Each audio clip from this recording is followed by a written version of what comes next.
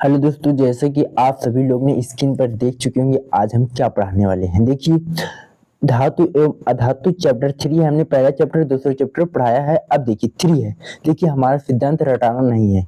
आपको ये चैप्टर देखने के बाद सब चीज एकदम याद हो जाएगा, दिमाग में घुस जाएगा और आपको अपने जीवन में उपयोग कर सकते हैं और इसको अपने जीवन में आसास देख सकते हैं। देखिए, पहले देखिए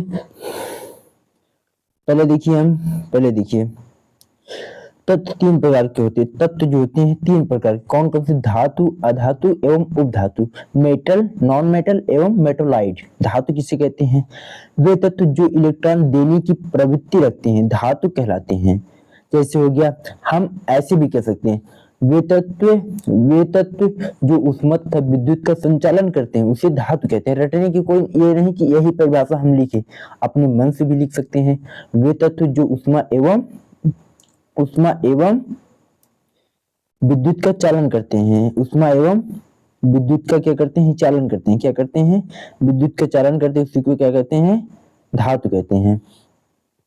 जैसे लोहा, सोना, चांदी, ये सब क्या है? धातु है। सोडियम, मैग्नीशियम, कैल्शियम, आयरन, ये सब धातु हैं। अब उपधातु किसे कहते हैं? अब धातु समझिए, देखिए धातु अधातु एक दूसरे के विलोम है। उपधातु किसे कहते हैं? वे तत्व जो क्या होते हैं? इलेक्ट्रॉन लेने की प्रवृत्ति रखते हैं, उपधातु कहलाते हैं। उपधातु नहीं, अधातु कहलाते हैं। जैसे क्लोरीन, ऑक्सीजन, या कह सकते हैं वे तत्व जो ऊष्मा का चालन नहीं करते हैं, उसे अधातु कहते हैं। लकड़ी हो गया, कागज हो गया, प्लास्टिक हो गया, ये सब क्या हो गया? ऑक्सीजन, क्लोरीन, ये सब क्या है? अधातु कहते हैं। अब उपधातु किसे कहते हैं? अब देखिए, उपधातु जैसे हमने उभयचर समझा था, उपधातु किसे कहते हैं? जिसमें दोनों गुण पाए जाते हैं। धातु एवं अपधातु के दोनों गुण पाए जाते हैं, धातु एवं अधातु के दोनों गुण पाए जाते हैं, उसी को ही क्या कहते हैं? उपधातु कहते हैं। क्या कहते हैं? उपधातु कहते हैं। जैसे कि सिलिकॉन हो गया, ये क्या है? उपधातु है। अब देखिए धातुओं के भौतिक गुण। अब देखिए धातुओं के क्या है? भौतिक गुण। भौतिक गुण किसे कहते हैं? देखिए, एक रासायनिक गुण होता है, एक भौतिक गुण। भौतिक गुण कैसे कहते हैं? फिजिकल चेंज किसे कहते हैं? फिजिकल चेंज किसे कहते हैं? वे परिवर्तन होने के बाद जैसे पुनः अपनी अवस्था में आ जाए, उसी को भौतिक परिवर्तन कहते हैं। जैसे कि जल का जो है बर्फ बनना, ये जल का बर्फ बनना, जल जो है पिघलकर फिर बर्फ बन सकता है, फिर वाष्प बन सकता है। ये क्या है? भौतिक परिवर्तन। जो अपनी अवस्था चेंज करने के बाद फिर भी अपनी अवस्था में आ जाए, उसी को क्या कहते हैं? भौतिक परिवर्तन कहते हैं। क्या कहते हैं? भौतिक परिवर्तन कहते हैं। क्या कहते हैं? भौतिक परिवर्तन कहते हैं। अब रासायनिक परिवर्तन एक होता है, रासायनिक परिवर्तन अपनी पूर्ण अवस्था में नहीं आता है। जो एक बार बदल गया वो फिर अपनी पूर्ण अवस्था में नहीं आता, उसी को क्या कहते हैं? भौतिक रासायनिक परिवर्तन कहते हैं। रासायनिक परिवर्तन कहते हैं। अब देखिए धातुओं के भौतिक गुण कौन कौन से हैं? धातुएं ठोस होती हैं, जैसे आपने देखा होगा सोना ठोस होता है, लोहा ठोस होता है, ये सब क्या होते हैं? चांदी भी ठोस होता है। और ये ऊष्मा एवं विद्युत का क्या करती है? चालन करती है। धातु में तन्य क्या होता है? मतलब कि इनको जो है, तन्य मतलब कि इसे तार के आकार में, तन्य मतलब क्या होता है? तन्य मतलब होता है तार के आकार में बदला जा सकता है, ताना जा सकता है। जैसे हम जानते हैं कि 2 ग्राम सोने को हम कितनी मीटर तक तार बना सकते हैं? 2 ग्राम सोने को हम लगभग 2 किलोमीटर तार बना सकते हैं। अब धातुएं आघात वर्ध होती, मतलब कि धातुओं को पीटने पर चादर के आकार में परिवर्तित हो जाती है, उसी को आघात वर्ध कहते हैं, वर्ध कहते हैं। अब आगे देखिए, यहाँ तो समझ आया। अब देखिए आगे देखते हैं, धातुएं क्या होती हैं? धातुएं क्या होती हैं? देखिए धातु ध्वनि होती। आपने ध्वनि मतलब कि धातुओं को में ध्वनि उत्पन्न होता है। आपने स्कूल में देखा होगा, घंटी देखा होगा, वे धातु होते हैं। लोहा हो गया, पीतल हो गया, ये सब धातु हैं। इसको जब हम इसको घंटी हो गया, इसको ध्वनियां उत्पन्न होती हैं, ध्वनि कंपन करते हैं।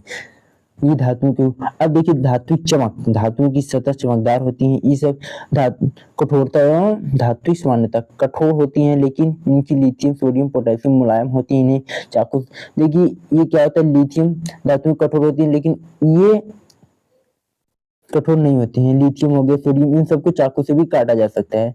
अब देखिए धातुएं कमरे के ताप पर ठोस होती हैं, लेकिन पारा जो होता है ये यदि हम कमरे के ताप पर कर देते ये द्रव में बदल जाता है। आघात वर्धता हमने बताया था कि कुछ इससे पहले ही बता दिया था, कुछ धातुएं पीटने पर चादर के आकार में परिवर्तन हो जाते हैं, उसी को आघात वर्धता कहते हैं। तन्यता ने बताया था धातुओं को पतले तार के रूप में खींचा जा सकता है। अब विद्युत व ऊष्मा के चालक, सामान्य धातुएं विद्युत व ऊष्मा के चालक होते हैं, लेकिन सीसा आप जानते हैं लेड और मरकरी ये कुचालक होते हैं, ये दोनों अपवाद है। क्या है? अपवाद है, अपवाद है, अपवाद है। अब घनत्व, सामान्यतः अधिक घनत्व व उच्च गलनांक सोडियम एवं पोटेशियम का घनत्व तथा गलनांक कम होता है, इनका घनत्व कम होता है, सभी का उच्च होता है लेकिन सोडियम और पोटेशियम का घनत्व कम होता है और गलनांक कम होता है, और सभी का लोहा हो गया, इन सबका घनत्व ज्यादा होता है। अवधनता मतलब क्या होता है? धातुएं कठोर सतह से टकराने पर आवाज उत्पन्न करती हैं, ये क्या होती है? आवाज उत्पन्न करती हैं। यहाँ तो समझ में आ गया। आप देखिए अब आगे, अब देखिए अधिकतर धातुएं क्षारीय ऑक्साइड बनाती हैं, जैसे मैग्नीशियम ऑक्साइड हो गया। अब अधातुओं के गुण क्या होते हैं? देखिए धातुएं अधातुएं एक दूसरे क्या होते हैं? उल्टे होते हैं। जैसे धातुएं के थे, अब इसका विलोम कर देंगे उसी का पूरा। धातुएं चमकीली नहीं होती हैं, ये क्या होती हैं? धातुएं चमकीली नहीं होती, ये विद्युत का चालन नहीं करती हैं, इसमें ध्वनिता नहीं होती, इसमें तन्यता नहीं होती है, ये सब अधातु कहलाते हैं। ये अधिकतर कठोर नहीं होती है। कार्बन एक अपरूपक हीरा है। देखिए हीरा जो है क्या है? बहुत बार पूछा जाता है, हीरा जो है अधातु है। क्या है? हीरा अधातु है, लेकिन ये कठोर होता है। हीरा जो है कठोर होता है लेकिन यह अधातु है, क्योंकि यह कार्बन का बना होता है, कार्बन का अपरूप होता है। धातुएं कठोर एवं गैसीय अवस्था के रूप में पाई जाती हैं, केवल ब्रोमीन छोड़कर तरल रूप में होती हैं। धातुएं आघातवर्धी नहीं होती हैं, धातुएं तन्य नहीं होती हैं। धातुएं क्या होती है? तन्य। इसमें तन्यता की, यदि हम प्लास्टिक को पीटेंगे तो तनेगी नहीं, तनेगी, ये भंगुर हो जाएंगी। क्या हो जाएंगी? भंगुर हो जाएंगी। लकड़ी को हम पीटेंगे तो ये क्या तनेगी? लकड़ी को पीटेंगे हम, तनेगी? ये नहीं, टूट जाएगी, बिखर जाएगी। ये सब क्या है? सीमेंट को हो गया, ईंट हो गया, ये सब क्या है? इसको हम पीटेंगे, क्या ये चादर के आकार में परिवर्तन होगी? नहीं परिवर्तन होगी। ये इसमें ये सब नहीं पाया जाता है, इसमें ये सब नहीं पाया जाता है। सामान्य अधातु विद्युत और ऊष्मा की चालक होते हैं, लेकिन जो है ग्रेफाइट ये अपवाद है। ग्रेफाइट में विद्युत का चालन, जो आप पेंसिल जानते हैं, पेंसिल में वो ग्रेफाइट लगा होता है, इसमें विद्युत का चालन होता है, आप देख सकते हैं इसमें होता है। अब सामान्य धातु में गलनांक कम होता है, इन सभी की, जैसे लकड़ी का हो गया, ये सब ईंट हो गया, इन सब का घनत्व कम होता है और गलनांक भी। धातु ध्वनि नहीं उत्पन्न होते हैं और धातु में अम्लीय ऑक्साइड बनाती है, जैसे H2O।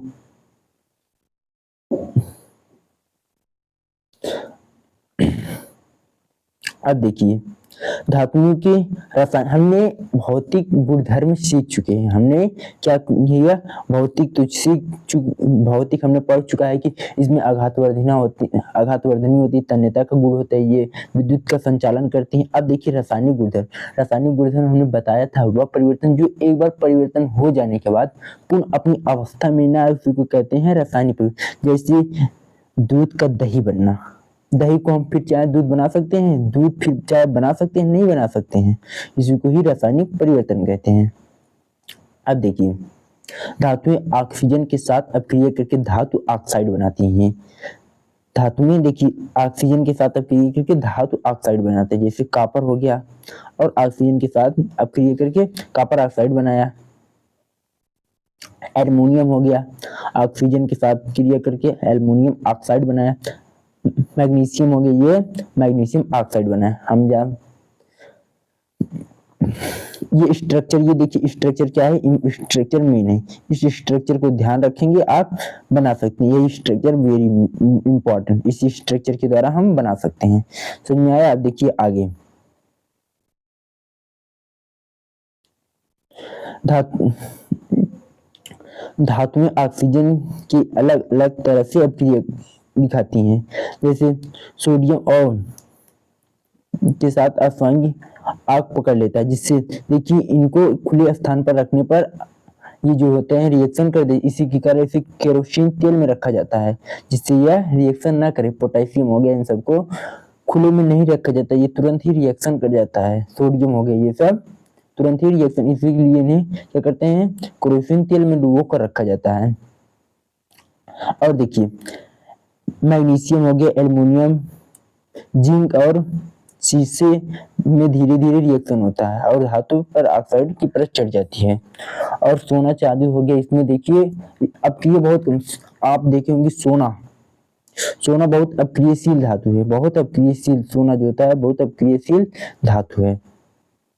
अब देखिए आयरन वायु में गर्म करने पर प्रज्वलित नहीं होता है। वायु जो होता है फेरस जो होता है वायु में गर्म करने पर प्रज्वलित नहीं होते, लेकिन इसे हम जो है लोहे के भूरे को यदि हम लवचूड़ को डालने पर तेजी से जलता है, ज्वाला पर डालने पर तेजी से जलता है। तेजी से क्या होता है, जलता है।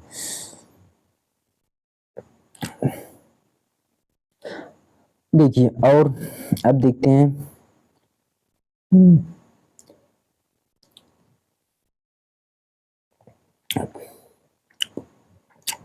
चांदी और सोना ऑक्सीजन के साथ अपक्रिया नहीं करती हैं। ये जो है बहुत अपक्रिया कम क्रियाशील होती हैं। उभयधर्मी ऑक्साइड किसे कहते हैं, वे ऑक्साइड जो अम्ल और क्षार दोनों के साथ, उभय मतलब होता है क्या होता है, उभय मतलब होता है दोनों, क्या होता है दोनों। जैसे उभयचर आपने सुना होगा,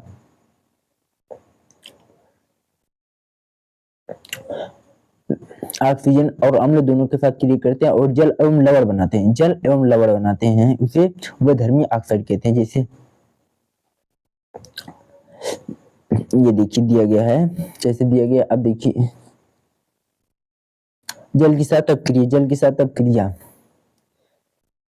जल के साथ धातु जल के साथ अपक्रिया करके क्या बनाता है, धातु ऑक्साइड बनाता है और हाइड्रोजन गैस मुक्त करता है। धातु ऑक्साइड जल के साथ इसी अपक्रिया करके धातु हाइड्रोक्साइड बनाता है।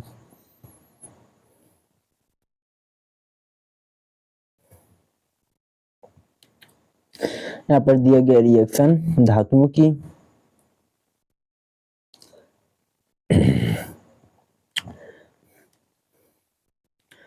केवल भाप के साथ क्रियाशील हैं। ये जो है केवल भाप के साथ क्रियाशील। ये देखिए जल के साथ कोई अपक्रिया नहीं करते। सोना चांदी ये सब जल के साथ अपक्रिया नहीं करते हैं। कैल्शियम मैग्नीशियम जल के साथ अपक्रिया करने पर तैरने लगते हैं, क्योंकि हाइड्रोजन गैस के बुलबुले में धातु चिपक जाते हैं। गर्म जल के साथ क्रियाशील होता है मैग्नीशियम जो है, ये गर्म जल के साथ, ठंडे जल के साथ क्रियाशील है। ये देखिए सोडियम पोटेशियम कैल्शियम, ये क्या है, ठंडे जल के साथ क्रियाशील है। धातुओं की तनु अम्ल के साथ अपक्रिया। अब तनु किसे कहते हैं, तनु धातु जिसमें क्या होती है, जिसकी सांद्रता बहुत कम होती है, उसे तनु कहते हैं। धातु में अम्ल के साथ अपक्रिया करके धातु तनु अम्ल के साथ क्रिया करके लवण और हाइड्रोजन गैस बनाती है। जैसे फेरस HCl क्या है, अम्ल है, इसके साथ अपक्रिया करके लवण बनाई फेरस क्लोराइड, ये बनाती हैं। इस स्ट्रक्चर को ध्यान रखकर हम, ये स्ट्रक्चर मेन है, ध्यान में रखकर कर सकते हैं। यहाँ तक हो गया। अब देखते हैं धातु की अन्य लवणों के साथ अपक्रिया। धातु लवण विलयन के साथ अपक्रिया कर लवण विलयन प्लस धातु बनाता है। अधिक अपक्रियाशील धातुएं अपने कम क्रियाशील धातुओं को उनकी यौगिक विलयन को विस्थापित कर देती हैं। अब देखिए सक्रियता श्रेणी क्या होता है, सक्रियता श्रेणी क्या होता है, ये बहुत इंपॉर्टेंट है। सक्रियता श्रेणी क्या होता है, सक्रियता श्रेणी वह सूची जिसमें धातुओं को क्रियाशीलता के अवरोही क्रम में व्यवस्थित। अवरोही क्रम किसे कहते हैं? अवरोही क्रम देखिए बढ़ते बढ़ते हुए क्रम को बढ़ते हुए क्रम को मतलब कि हाई लेवल से लो लेवल तक आना ही अवरोही क्रम कहते हैं। बढ़ते हुए क्रम से छोटे लेवल तक आना ही अवरोही करते हैं। जैसे पोटेशियम बहुत क्रियाशील धातु है, सोडियम भी और कैल्शियम भी और मैग्नीशियम भी। और एल्युमिनियम उससे कम है, जिंक उससे भी कम है, लेड उससे कम है, हाइड्रोजन उससे कम, कॉपर उससे सबसे कम होता है, सोना सबसे कम होता है। इसी को सक्रियता वह सूची जिसमें धातुओं को क्रियाशीलता के अवरोही क्रम मतलब कि बढ़ते हुए क्रम से घटते हुए क्रम में हाई लेवल से लो लेवल तक लिखा जा सके उसी को ही सक्रियता श्रेणी कहते हैं। सक्रियता श्रेणी कहते हैं। सोना सबसे कम क्रियाशील धातु है। धातुओं की अधातुओं के साथ अपक्रिया तत्वों की अपक्रियाशीलता संयोजन कोष को पूर्ण करने की प्रवृत्ति के रूप में समझाई जाती है। धातुओं के परमाणु अपने संयोजक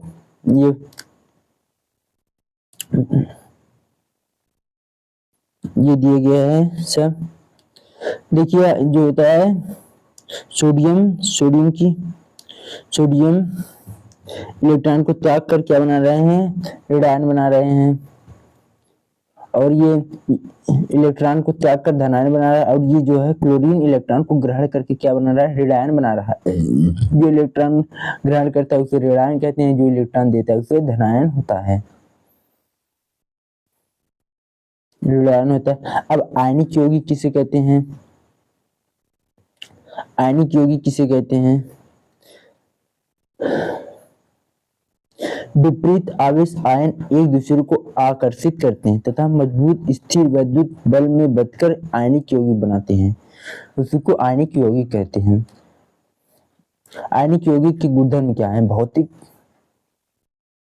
आयनिक यौगिक की गुणधर्म भौतिक प्रकृति, ये ठोस व कुछ कठोर होते हैं। आयनिक यौगिक जो होते हैं ये प्रबल बंध के द्वारा जुड़े होते हैं, ये ठोस होते हैं और ये समानतः भंगुर होते हैं।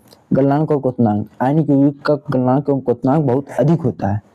घुलनशीलता क्या होती है? आयनिक यौगिक प्राय जल में घुलनशील और क्लोरोसिन एवं पेट्रोल जैसे विलायकों में अविलेय होते हैं। विद्युत चालकता, आयनिक यौगिक जलीय विलयन में और गलित रूप में विद्युत का चालन करते हैं। ये ठोस रूप में विद्युत का चालन नहीं करते। जलीय विलयन में केवल चालन करते हैं, ठोस में नहीं चालन करते। धातुओं की प्राप्ति, अब देखिए खनिज किसे कहते हैं? खनिज आप इसे कक्षा 7 से ही पढ़ते आए होंगे, भूगोल में पढ़ते आएंगे। खनिज पृथ्वी में प्राकृतिक रूप से उपस्थित तत्वों एवं यौगिक को खनिज कहते हैं। जैसे हम पृथ्वी के अंदर से निकालते हैं जो भी पृथ्वी के अंदर से जितने भी मतलब कि वस्तुओं में जैसे बहुत से रेत मिले होते हैं, कंकड़ पत्थर, और उसी में भी धातु मिली होती है, उसी को खनिज कहते हैं। मटेरियल मिला होता है उसे सभी मटेरियल को क्या कहते हैं? खनिज कहते हैं। और अयस्क किसे कहते हैं? जिसमें खनिजों की मात्रा अधिक होती है। वे खनिज जिसमें धातु अधिक मात्रा में पाई जाती हैं और उन्हें निकालना लाभकारी होता है, उसे अयस्क कहते हैं। देखिए खनिज किसे कहते हैं? पृथ्वी के अंदर से जो वस्तु खोदकर निकाली जाती हैं उसे खनिज कहते हैं। और उस खनिज में अधिक मात्रा में धातुएं अधिक मात्रा में पाई जाए उसी को अयस्क कहते हैं। जिसमें अधिक मात्रा में पाई जाती है उसी को अयस्क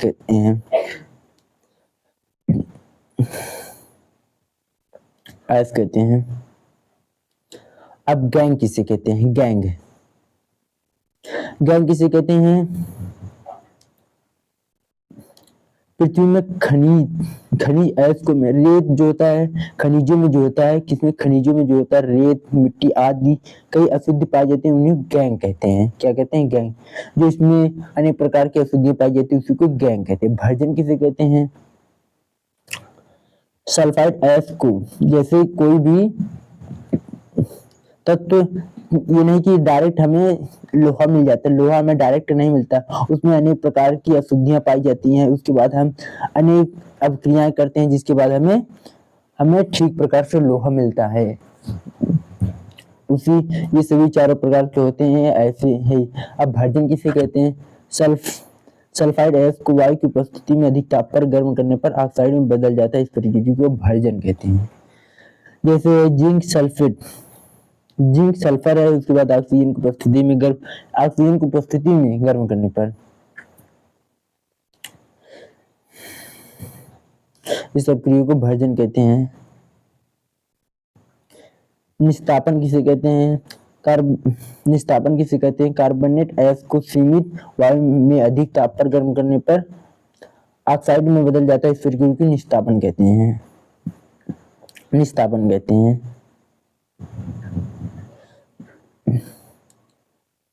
अपचयन तो हमने पहले ही चैप्टर में बता दिए थे, जिसमें ऑक्सीजन का ह्रास होता है। धातु ऑक्साइड में कार्बन जैसे उपचायक का उपयोग कर धातु प्राप्त की जा सकते हैं।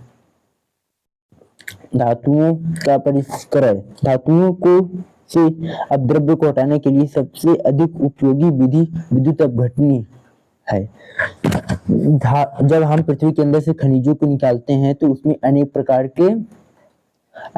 के अपशिष्ट पदार्थ होते हैं। उन अपशिष्ट पदार्थों को निकालने के लिए अनेक प्रोसेस से गुजारना पड़ता है।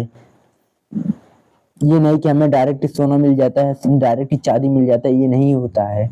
उसमें अनेक प्रकार की अपक्रियाएं करने के बाद हमें प्राप्त होता है।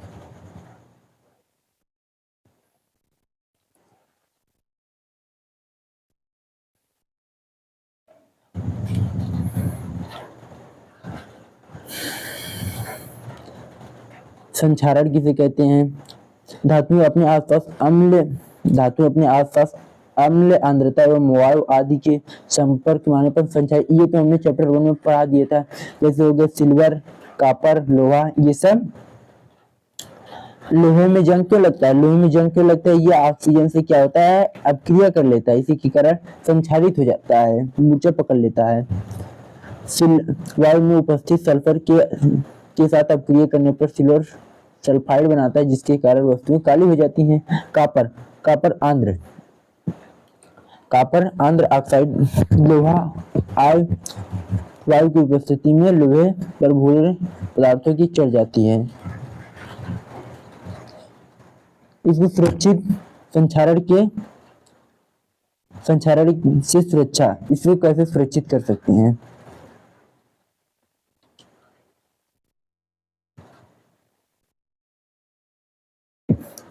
लोहे को जंग लगने से बचाने के लिए हम क्या करते हैं? पेंट करते हैं, जिससे वायु का संपर्क जो होता है लोहे से कट जाता है और लोहा सुरक्षित होता है। तेल लगाकर, ग्रीस लगाकर, जैसे लेपन लगाकर, क्रोमियम लेपन लगाकर एनोडीकरण एवं मिश्र धातु का प्रयोग। आपने देखा होगा पीतल जो है ये क्या है? मिश्र धातु है। इसमें जो है ये ऑक्सीजन से अपक्रिया नहीं करता, ये जैसा था वैसा बना ही रहता है। इसको लेपन किसे कहते हैं? लोहे में मिश्र धातु जंग लगने से सुरक्षित के लिए उन पर जस्ते की पतली परत चढ़ाई जाती है, इसे जैसे लेपन। मिश्र धातु किसे कहते हैं? मिश्र मतलब आपने जानते हो कि मिश्र मतलब मिश्रित, जिसमें दो या दो से अधिक मिश्र धातु, दो या दो से अधिक धातुएं या धातु एवं अधातु की समांगी मिश्रण होते हैं। लोहे सूक्ष्म मात्रा में कार्बन के साथ कठोर प्रबल हो जाता है, जैसे इस्पात कैसे बनाते हैं? लोहा और निकिल। पीतल कॉपर और जिंक का मिश्रण होता है, और कांसा ये हो गया अमलगन, मरकरी और तत्व। कैसा लगा वीडियो कमेंट में बताइए दोस्तों। पहली बार आए हैं तो चैनल को सब्सक्राइब अवश्य करें। मिलते हैं अगले वीडियो में, तब तक के लिए